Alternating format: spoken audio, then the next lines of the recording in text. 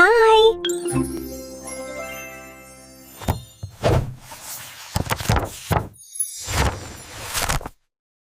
Si Toothy at ang mga maliliit na bakterya. Sa ngiti ng isang masayang bata, may isang kuting ngipin na ang pangalan ay Toothy.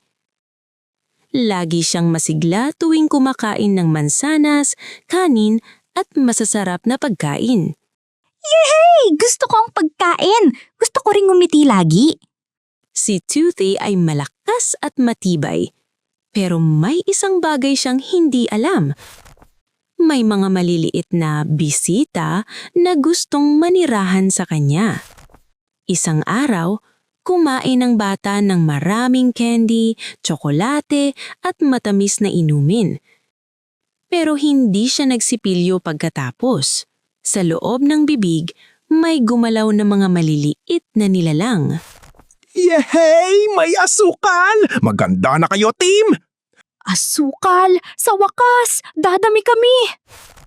Ang mga bakterya ay dumikit kay Toothy at gumawa ng isang malagkit na tinatawag na plaque. Bakit parang malagkit ako? Habang dumadami ang bakterya, nagsimula silang gumawa ng asido na unti-unting sumisira sa ngipin. Aray, parang may kumikirot sa akin.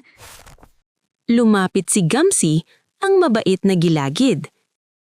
Toothy, kapag hindi ka nalinis, lalaki ang bakterya at unti-unti ka nitong sisirain.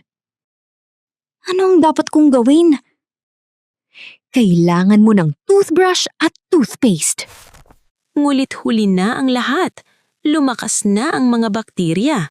Mas maraming asukal! Mas malakas kami!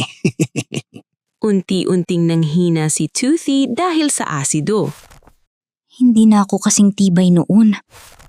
Biglang dumating ang bayani. Si Brushy ang toothbrush at si Foamy ang toothpaste. Huwag kang mag-alala, Toothy. Aayusin ka namin.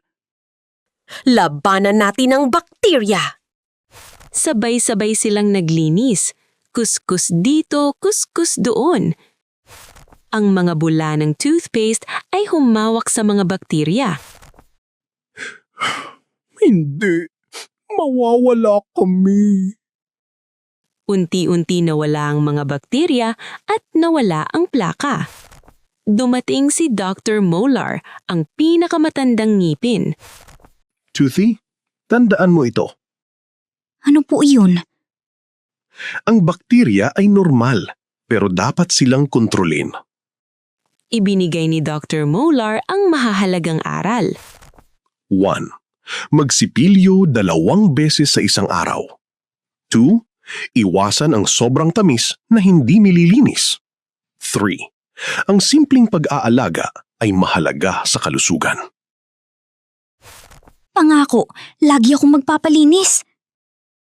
At lagi kaming nandito para tulungan ka.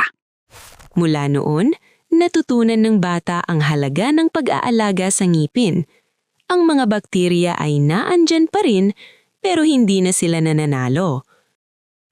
Dahil may tamang disiplina, sipag sa pagsisipilyo, at tamang kaalaman.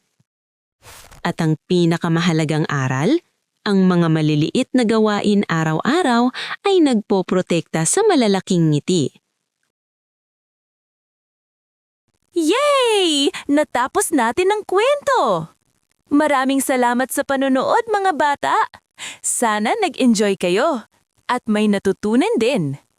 Kita-kits ulit dito sa Little Shikai TV. Don't forget to like, subscribe, at i-share sa friends ninyo.